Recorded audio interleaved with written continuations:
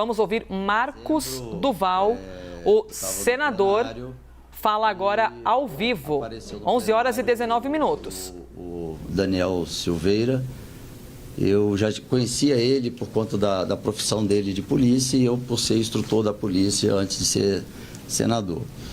Ele pediu para que eu pudesse ir lá fora, porque ele não estava com os trajes, que é obrigatório entrar dentro do plenário.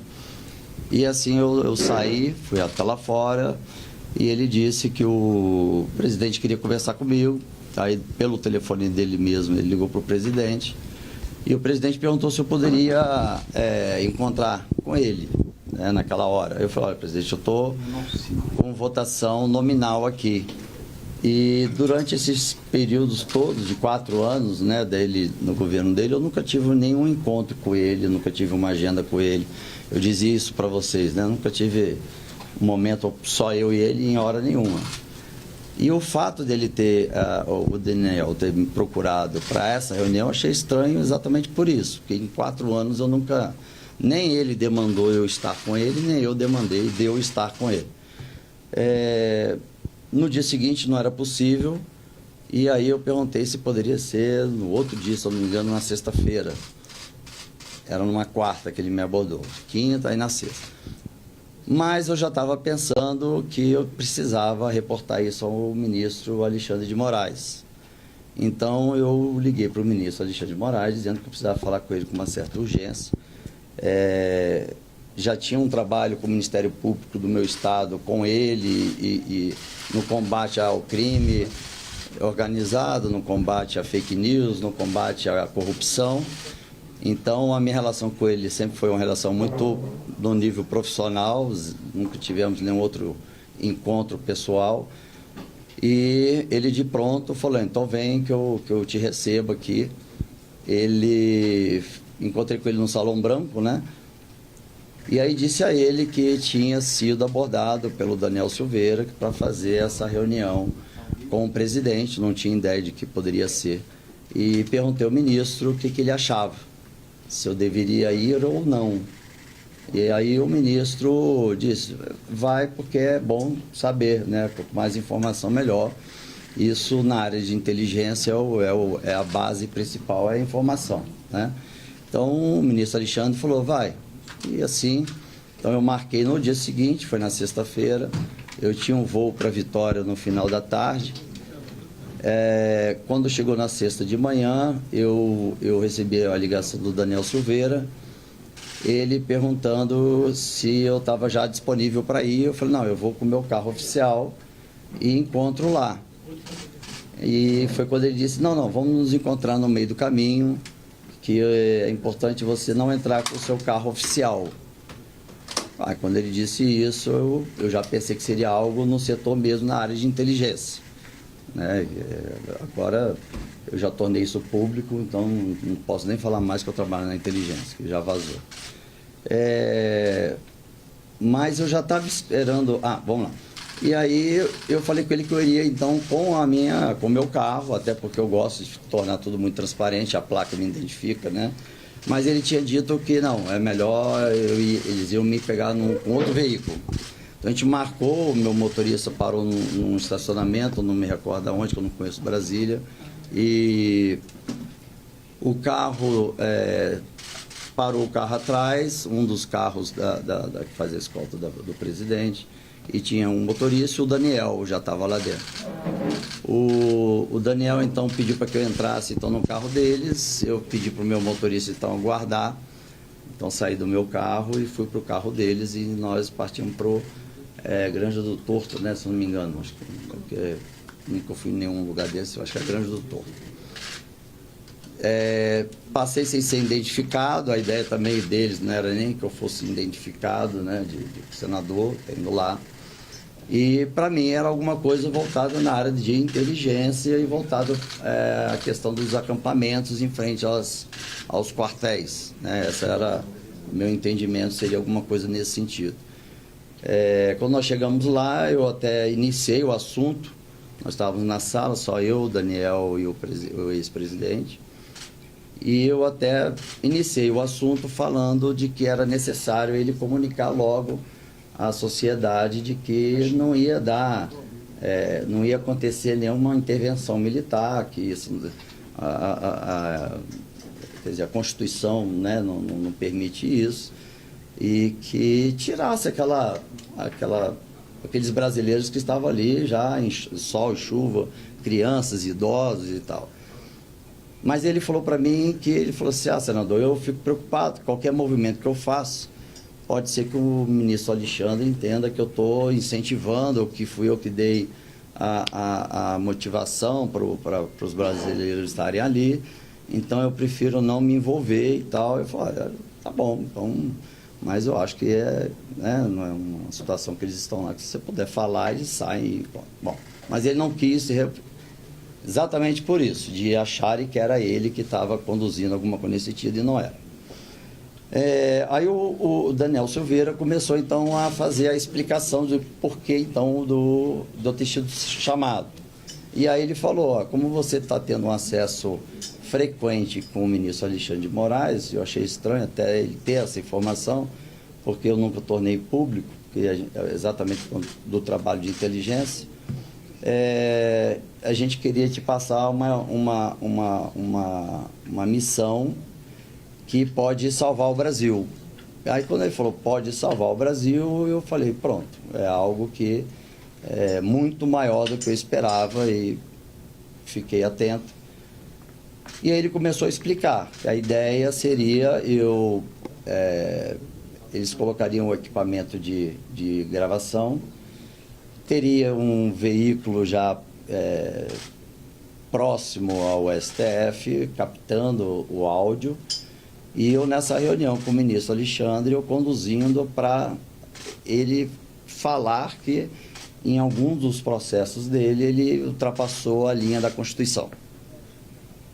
E aí eu disse de pronto que eu não iria fazer isso, né? Não iria fazer esse tipo de ação, porque eu falei, olha, presidente, e Daniel, isso é ilegal. Para fazer isso, para gravação, você tem que ter autorização do juiz, porque ele não pode nem, ele tem até o direito de nem escutar, né? E eu não vou me envolver nisso, algo que possa ser na linha não da legalidade.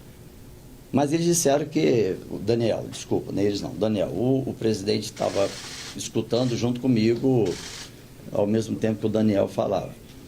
E aí o Daniel falou assim, não, mas aí nós vamos já ter uma equipe que já estaria preparada para poder ir para a mão de não sei quem, que tornaria a gravação de uma forma como se iria ser legalizado.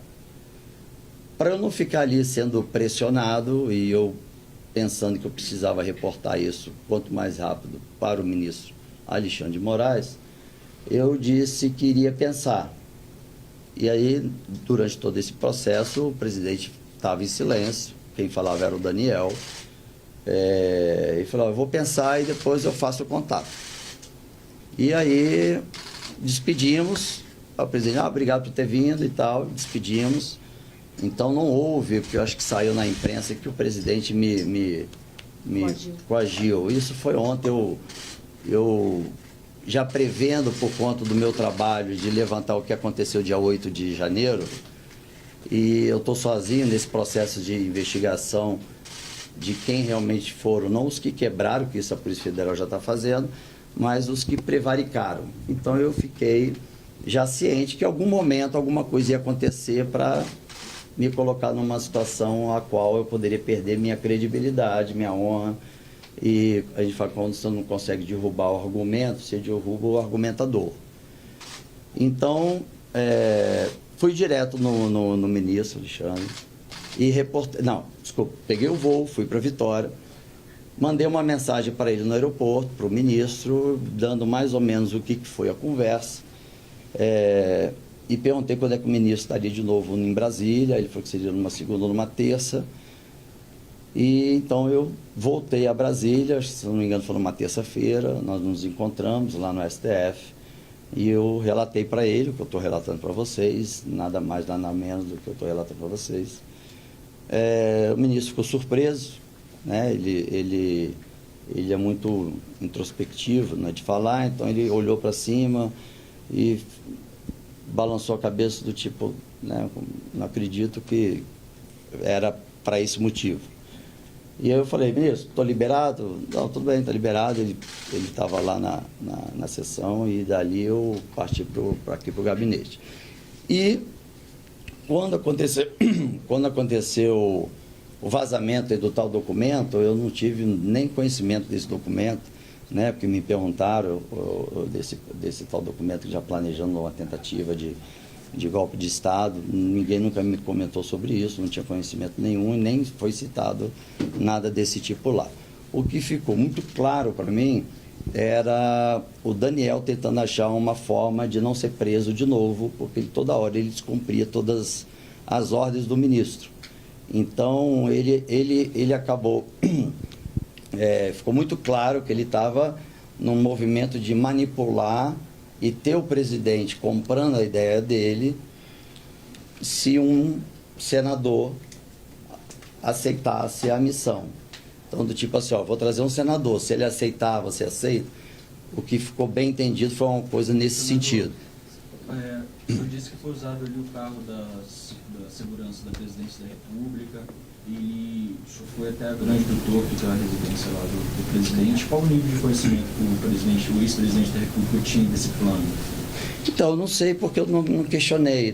Quando a gente trabalha na imagem de inteligência, a gente não pergunta muito. Eu não perguntei por que teria que ser naquele carro, porque para mim já ficava claro que eu não era para ser identificado como um senador, não era para parar na cancela. Se eu fosse com o meu carro oficial, teria que parar na cancela, registrar a placa.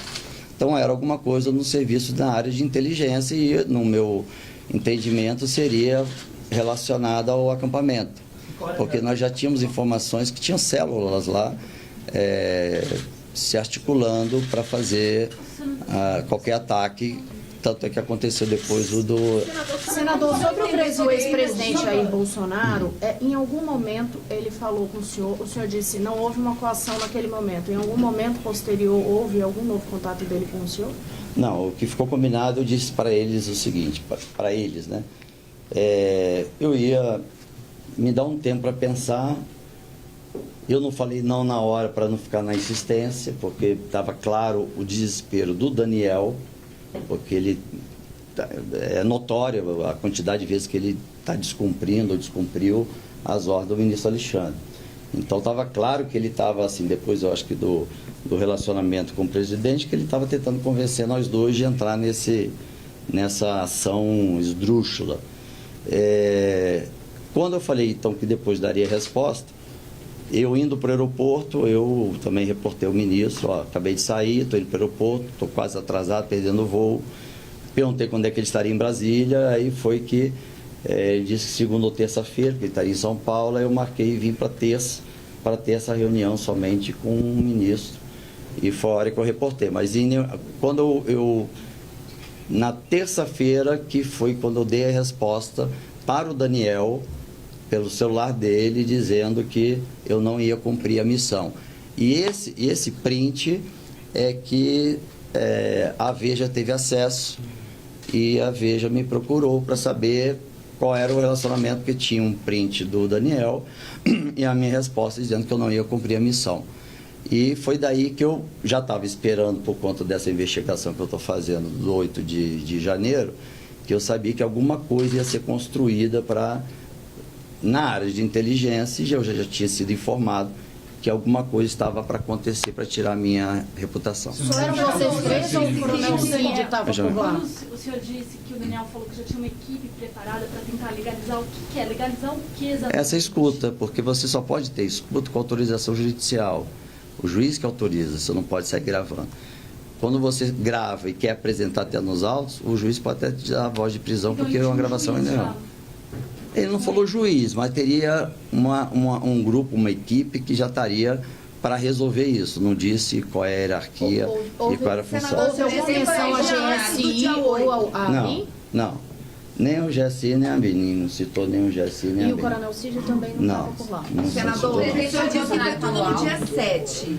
Dia 7 foi quando o Daniel foi no Senado. Ah, tá. Dia 8 foi o dia que eu não tive o encontro. Tá. Tá. Dia 9, que acho que é uma sexta-feira, vocês conferem, foi o dia que eu fui, então, foi na depois, reunião. então, daqueles atos. Porque dia 8 que eu estive Foi em dezembro. Perdão. Dia 8 foi quando eu estive com o ministro. Tá. O senhor falou em Granja do Torto. Na ocasião, em dezembro, pelo menos, quem estava morando na Granja do Torto era Paulo Guedes. Não estava lá, não. Até porque eu nunca tive nenhuma das residências desse período todo, eu também nem sabia para onde eu estava indo. Se era a casa, se era a casa dele, do vice, eu só vi que era alguma coisa porque ele falou, no Granja do Torto. Eu lembro por causa do Torto, aí eu lembro disso. Você não depois Bolsonaro falou alguma Peraí. coisa? O presidente Jair Bolsonaro falou alguma coisa? Não. Toda a proposta foi colocada pelo Daniel Silveira? Toda. O presidente estava numa posição semelhante à minha, escutando uma ideia esdrúxula do Daniel Silveira. Não, ele não falou, pô, senador, pensa. Não falou nada disso. Por isso que quando saiu na imprensa que ele me coagiu, isso não confere. Mas não impediu o Daniel. Não impediu o Daniel. Assim, mas estava claro que era o Daniel desesperado por conta disso. Ele até tinha me comentado... Escutar um deputado desesperado planejando um golpe para gravar um ministro do Supremo e ficar calado?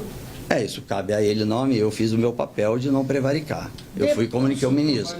Mas o Daniel também estava querendo manter o trabalho dentro do Congresso, sendo chefe de gabinete do senador Magno Malta. E ele estava achando uma maneira de ficar num Congresso, para poder ter ali o network dele, né, para qualquer coisa ele não ser preso. Mas a todo momento a preocupação dele é do ministro Alexandre prender ele de novo, porque ele sabia que estava descumprindo uma sequência de ordens do juiz. O senhor chegou a prestar algum depoimento sobre isso, a PF ou no Supremo, e apresentou essas trocas de mensagem, já protocolou isso de alguma maneira formal para essas investigações? O que eu fiz foi comunicar ao ministro Alexandre de Moraes e me colocar à disposição como testemunha, desde o dia que eu passei para ele essa informação. Já foi convocado pela PF, não? Não, eu estou à disposição, estou esperando. É inevitável isso, claro que eu tenho que esclarecer, lógico. E eu não fiz isso antes por conta de não expor o ministro Alexandre, exatamente por ser informações que a gente trata na área da inteligência.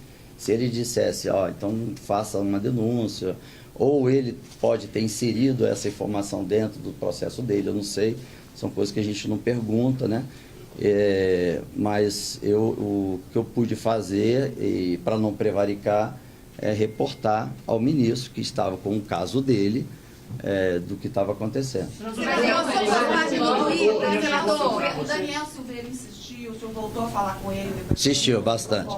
Quando eu disse que não ia cumprir a missão, eu até disse por conta da minha relação com outros países, como vocês podem ver que eu trabalho em outros países, e queria isso iria conflitar bastante, e o Brasil ia ter um prejuízo enorme, ia entrar numa recessão, numa miséria gigantesca, e eu não ia compactuar com isso, então eu cortei, mas ele ficava insistindo, queria ir no Senado encontrar comigo.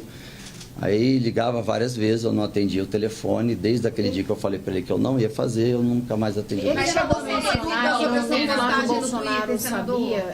Ninguém sabia. E aí, depois o senhor chegou a falar com o senador Flávio Bolsonaro também? Quando nessa área de inteligência, a gente não fala com ninguém. O que aconteceu ontem, de eu ter tornado isso público, primeiro, assim, quando falou desse tal documento, né, que estava circulando aí, algumas pessoas me perguntaram se eu tive acesso, até por conta da minha função dentro da SECAI, que é a comissão que fiscaliza as agências de inteligência. E eu tinha dito que eu nunca tive acesso, nunca soube desse documento. Mas isso começou a ficar em cima de mim, assim, poxa, eu tenho que tornar isso público, eu não posso ficar com uma informação dessa. Mas eu não poderia avançar ao ponto de dizer que o ministro Alexandre fez ou deixou de fazer, porque eu também não perguntei. Mas eu quis adiantar, porque quando chegou para mim a informação de que já estavam, por conta do meu, eu acho que vocês estão acompanhando, do meu trabalho, no levantamento de quem deixou acontecer, não quem executou e quebrou, mas quem permitiu acontecer. Você já deve ter visto nas minhas redes sociais as pessoas que são suspeitas. em cima de documentos que eu tenho, mas eu não posso tornar público, é sigiloso. Por isso que eu estou cobrando o que foi eleito Pacheco para abrir a CPI o quanto antes, porque aí eu posso tornar pública os documentos. Mas eu dei o start por conta disso. Na live, o senhor disse que retona a tentativa do presidente Jair Bolsonaro de tentar coagir o senhor para dar um golpe de Estado. Não, isso foi da fala com o pessoal do MBL.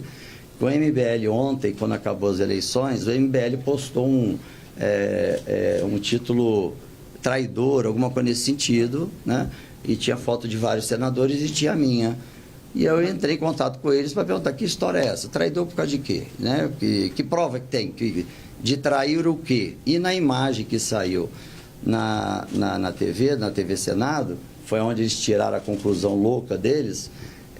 Quando eu estava indo embora, eu abracei o Pacheco, dei parabéns para ele, perguntei se seria pautado logo a CPI, e saindo encontrei o Davi Alcolumbre, também abracei ele, dei os parabéns pela vitória, e assim eu fui embora. E aí o MBL fez essa postagem dizendo que eu traí o Brasil, e comecei a ser massacrado de mensagens, traidor, traidor, traidor, traidor, traidor. Quando fui ver o MBL, e eu fiquei tentando falar com o MBL, eles não atendiam, e eu comecei a falar, gente, vocês estão me seguindo, escutando agora, eu peço para que vocês entrem em contato lá, tentem me ajudar, porque os caras não estão querendo nem me dizer da onde tiraram essa informação.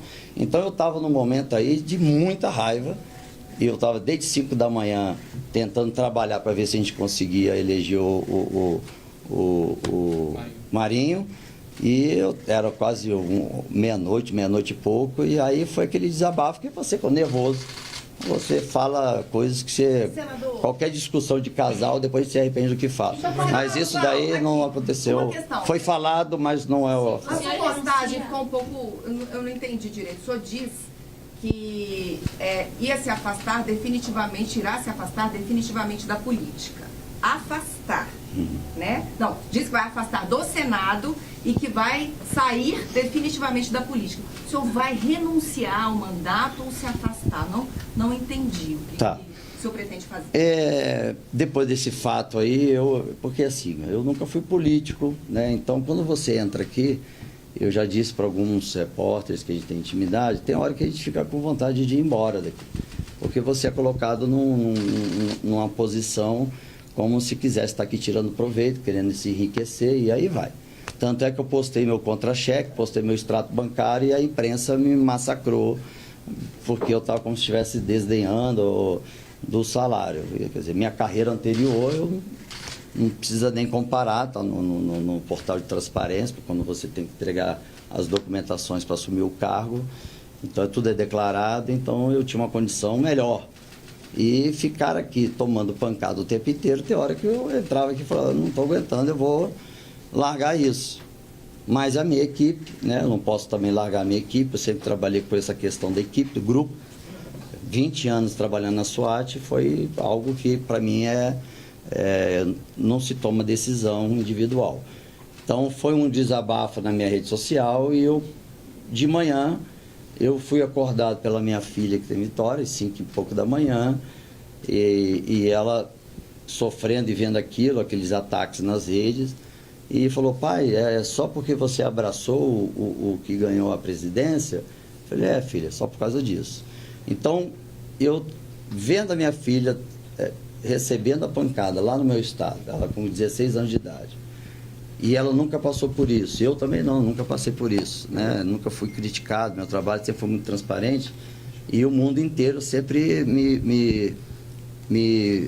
não é fiscalizável. Eu sempre trabalhei com todas as agências de inteligência, porque eu poderia estar treinando terrorista, traficante, e não era, enfim. Então a gente tinha um trabalho muito próximo com todos os serviços de inteligência. Quando eu disse isso, eu estava praticamente decidido mesmo em chegar aqui, reunir com parte da equipe, para tomar decisão se eu realmente iria sair, deixar assumir a suplente, não, porque a suplente, ela, na época da campanha, foi sem recursos, você sabe disso, eu vendi meu carro para poder fazer a minha campanha, foi R$90 mil, e eu não tinha nenhum nome para suplência, aí na hora tinha a secretária do vereador, E eu perguntei a ela se ela podia emprestar os documentos para ela ser minha suplente. E aí ela deu e pronto, ela foi eleita, aí ela achou que... Aí eu tive um infarto logo no primeiro ano, que eu fiquei me dedicando muito, e aí ela mandou uma mensagem dizendo, estou pronto para assumir, nem me perguntou se eu estava bem. Aí eu falei, olha, não foi acordado nada disso, você esquece dessa possibilidade. Bom, então essa possibilidade de ter alguém assumindo no meu lugar, zero, porque eu não posso deixar todo o trabalho que eu fiz até aqui ser destruído daqui aos 4 anos. E eu também não posso largar a missão que eu assumi sozinho até agora para apresentar para a sociedade, para a imprensa, quem prevaricou. Claro que eu já tenho todos os nomes, tem bastante documento, mas só na CPI que eu vou poder tornar isso oficialmente, né, para vocês. Então a decisão ainda não foi tomada ainda se eu permaneço. Meus colegas de trabalho, que foi uma coisa até que me impressionou, me emocionou até, eu recebi ligação de todos, do Flávio Bolsonaro, do Eduardo Bolsonaro, do Alcolumbre, do Pacheco, do Everton, do Moro, todo mundo, da Elisiane, todo mundo dizendo, Fernando, não faça isso, não saia, não saia.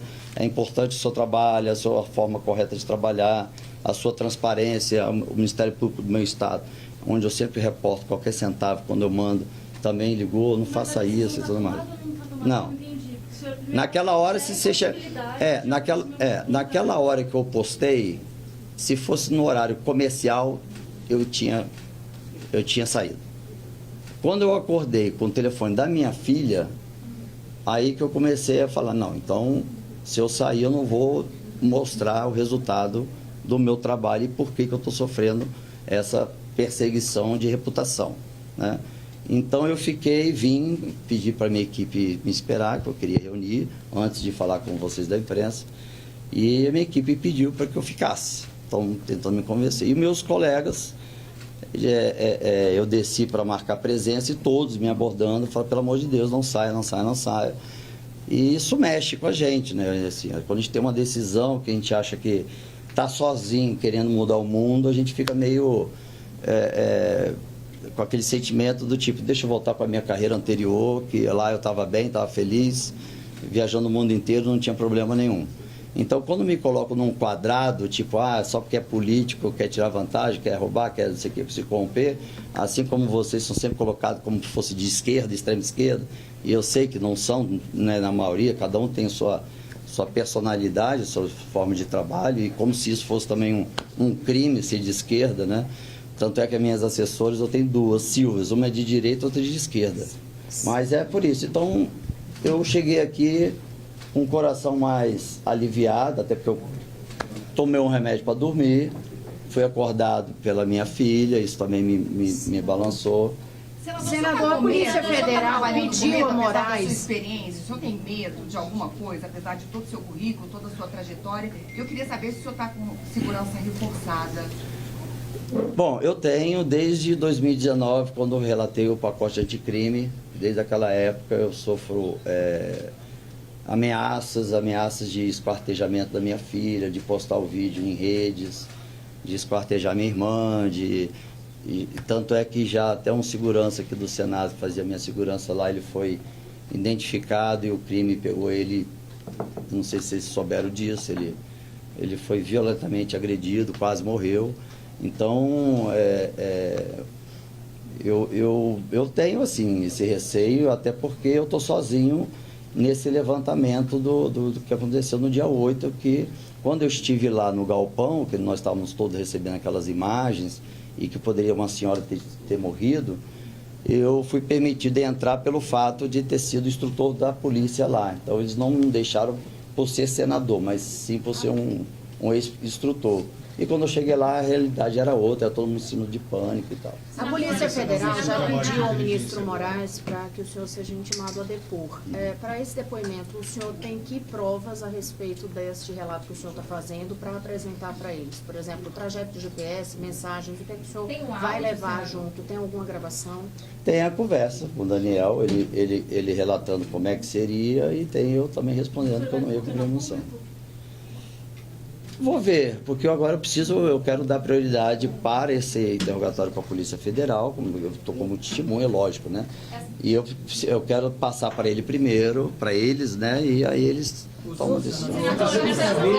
O senhor disse que o presidente Bolsonaro fez uma proposta para o senhor, que era gravar o presidente da República. Eu pergunto, essa proposta partiu do ex-presidente da República? E o que ele falou lá? Não falou nada nesse tempo todo? Não, a proposta não partiu dele, não. Partiu do Daniel. O Daniel é que estava conduzindo a reunião e repetindo, o meu entendimento ficou claro do tipo, presidente, se eu conseguir um senador para gravar, você topa? Como se fosse isso. Não foi dito isso, mas deu para entender que seria isso. Se eu falasse, não, eu topo, possivelmente o presidente poderia dizer, então vamos pensar nisso. Mas ele estava ali tentando convencer eu e ele dessa possibilidade. O medo era... Não deu para entender do golpe. Só para tirar essa dúvida, o que foi que o senhor entendeu da proposta? Como seria o golpe? Criminosa. Então, por isso que eu mandei uma mensagem para o ministro. O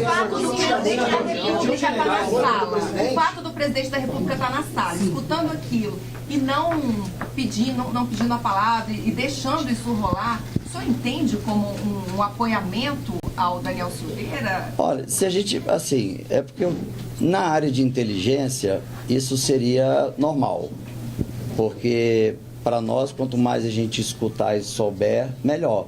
Tanto é que foi por isso que o ministro Alexandre de Moraes falou, vá lá e escuta. Então você está nessas posições... Mas só mais uma coisa, der uma convivência, é isso que eu quero saber. Não, então, se ele, é o que eu estou falando, pode até ser que o presidente, via GSI, estava ali também para escutar, pode de repente denunciar o Daniel, não sei. Então eu não tenho como afirmar isso, porque como eu estava lá e eles também não sabiam que eu ia reportar o ministro, pode ser que ele também estava lá, via GSI, para reportar ao GSI essa proposta. Disse que tem a conversa da vossa Daniel Silveira para apresentar como prova. Eu não entendi, o senhor gravou a conversa? Não, ele mandou mensagem pelo WhatsApp. Só para tirar eu vou precisar, tem que votação lá embaixo. Só para tirar uma dúvida, na exposição de abertura que o senhor fez, o senhor disse que quando o Daniel Silveira chegou a falar que era para fazer uma gravação, que o senhor já sinalizou que não, que aquilo ali seria criminoso, sei lá, mas que ficou de dar uma resposta depois. Eu não entendi se a negativa era naquele momento ou se depois o senhor ia repensar, enfim. Não é que eu ia repensar se eu ia fazer ou não. É que eu queria ter tempo para reportar o ministro Alexandre de Moraes. Porque se eu desse a resposta naquela hora, eu não poderia dar uma resposta sem antes falar com o ministro Alexandre de Moraes. Então eu tinha que primeiro reportar o ministro Alexandre de Moraes. Se ele dissesse, olha, então vai até tal ponto, aí eu iria até tal ponto. Então a gente trabalha step by step, passo a passo.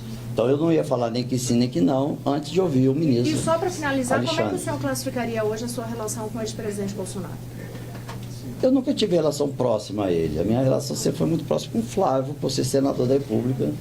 E com o presidente, vocês podem ver que não tem nenhuma agenda entre eu e ele nos 4 anos que ele foi presidente. Como foi esse telefonema deu com o senhor hoje de manhã? Como é que foi esse telefonema? Ele chamando para ir para o PL e pedindo para eu não sair, que o país precisava do meu trabalho, para não sair de jeito nenhum. Senador, e o senador Marinho, mesma coisa, ele pegou o telefone e reforçou isso, não saia, que nós vamos até no plenário pedir para que você não saia na posição de senador. Tinha generais na reunião? Não. General Braga Neto, General Heleno? Não, só nós 3. E foi gravada a conversa? Não. Também não foi? Por mim não sei se eles gravaram, mas por mim não.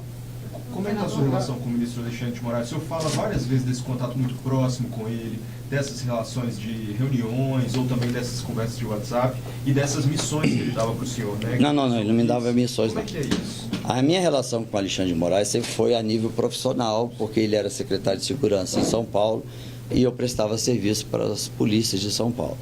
Então, em vários eventos de formatura de policiais, a gente se encontrava e ele sempre me anunciava, então era essa a relação. Quando eu tornei senador e ele já estava como ministro, eu fui até ele para dizer, olha, coincidência, nós estamos aqui, estou à disposição. Passei para ele os setores que eu trabalho e me coloquei à disposição para qualquer situação. Aí o Ministério Público Estadual, nas investigações de lá, começou a me pedir ajuda para que pudesse chegar alguns processos até o ministro Alexandre de Moraes, para ele ter ciência, para que fosse tomadas decisões rápidas. Então, assim, eu fui fazendo essa ponte entre o Ministério Público Estadual com o ministro Alexandre de Moraes, apenas isso, não tinha nada de algo dele me demandando, nunca me demandou absolutamente nada. Senador, quem eram as duas pessoas na reunião? Vou ter que descer. A relação minha com ele é muito profissional, ele é uma pessoa extremamente equilibrado, não colocou nenhuma posição de feliz ou ódio, ou que bom, que ruim, não, ele ouviu. E aí, eu falei, estou liberado, posso ir embora, fui embora. Senador, quem eram as duas pessoas na reunião, além do Daniel Silveira e do presidente? Só nós três. Só os três? Não só nós três. A matéria da Não. disse das duas pessoas, Não. militares. Não, só nós três. Só nós três, gente. Obrigado.